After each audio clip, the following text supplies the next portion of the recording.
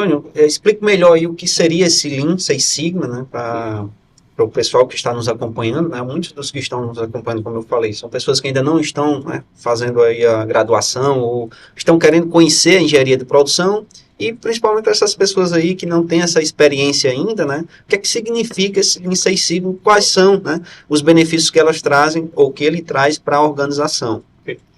Pronto, o Lean e o Six Sigma, né? Vamos separar aqui um pouco. O Lean é a parte do que você encontra no mercado juntas. Agora eu vou explicar por quê.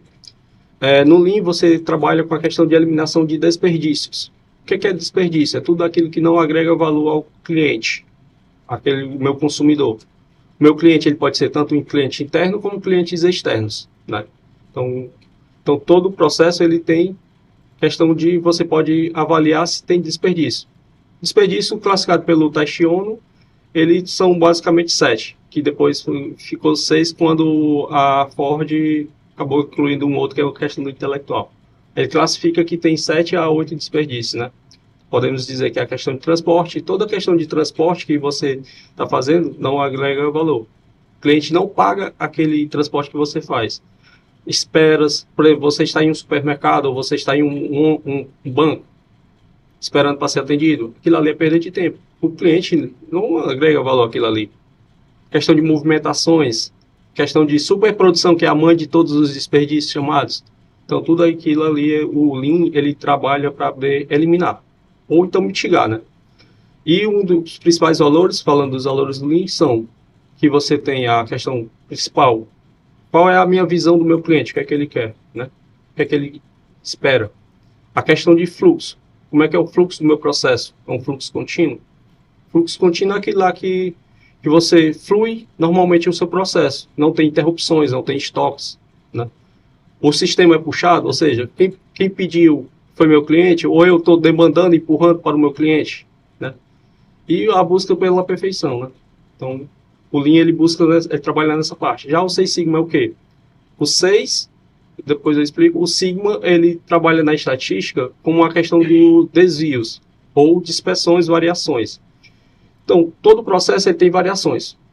Se você compra por exemplo, um celular, mesmo que esteja lá na 20ª casa decimal, eles têm diferença, por exemplo, de tamanho.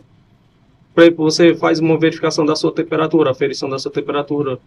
Agora, passa um tempinho depois, você vai aferir, teve uma variação.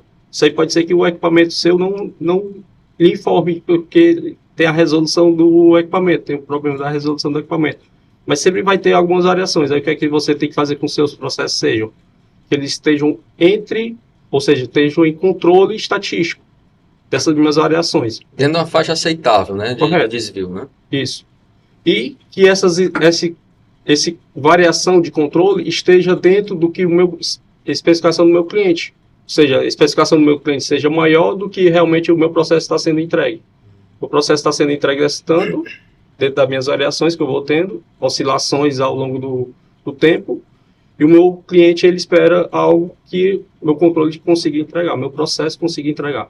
Então, o Six Sigma, e o 6 é porque Gauss, quando ele fez a avaliação da curva da normal, né, para quem não tem a oportunidade depois, se quiser aprofundar mais, Viu, um pouco da estatística.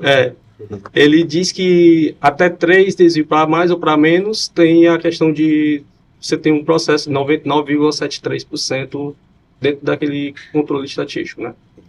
Então, o Six Sigma, ele quer dizer que você tem variações que, trabalhando um pouco de qualidade de processo, né? Que ele tem até 6 para mais e 6 para menos. Ou seja, em um processo, tirando um pouco do que o pessoal, para quem já leu um pouco e já viu, não é 3,4 defeitos por milhões, certo? Que o Six Sigma diz, e sim 2 partes por bilhão de oportunidade, certo?